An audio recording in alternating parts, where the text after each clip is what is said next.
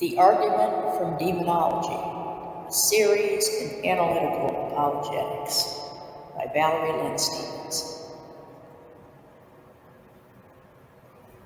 Part 2. Continuing on, many who have pondered the nature and character of God, should he indeed exist, wonder if perhaps God is not merely a more evolved, well-rounded, and integrated version of both good and evil. Like a Nietzschean God, if you will. Furthermore, this begs the question of whether or not it is possible for a deity to be both potentially good and or evil, not unlike humans. Presupposing that this deity is omniscient and omnipotent, it may be possible for it to possess both nefarious and virtuous potentialities. However, upon further inspection, a deity which did not exist in a state of moral and creation perfection would eventually succumb to its deleterious tendencies. And the providential graces that we see throughout our current world would thus be immediately and disastrously revoked. Thus we can conclude from ontology and design that a sovereign God, if he indeed exists, could not be both good and evil. As much as one mere mortal cannot serve two masters, all the same, one immortal and immaculate master could not serve both good and evil. Furthermore, proceeding from the premise that the presence of evil in this world strongly points towards the legitimacy of theistic claims rather than away, let's explore this a little bit more.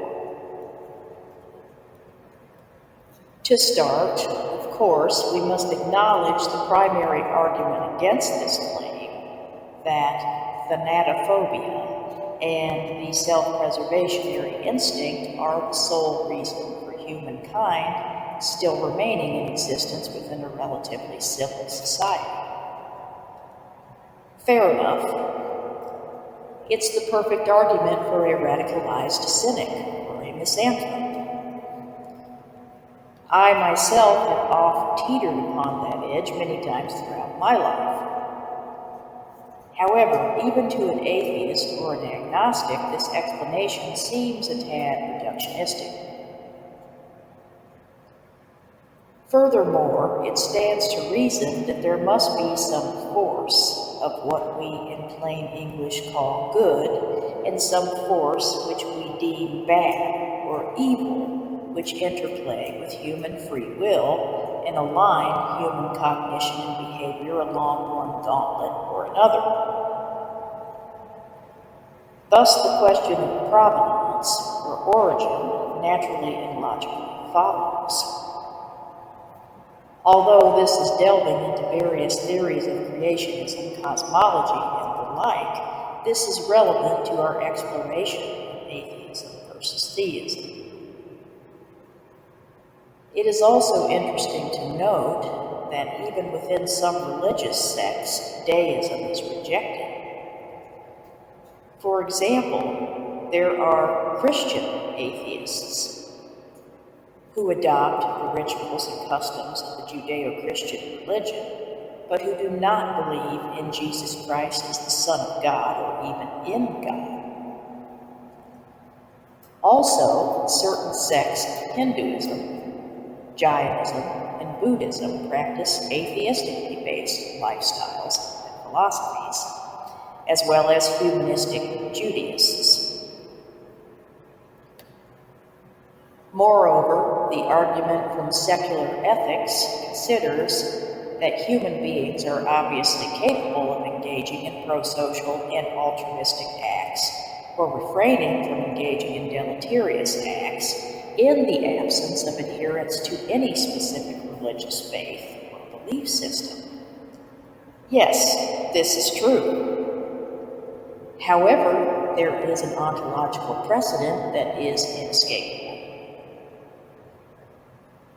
All human individuals, whether they call their belief system or life philosophy Islam, Buddhism, Christianity, or simply striving to be a decent human being, nonetheless follow some code of ethics and or morality. It seems to be a built-in feature of our very design as human beings.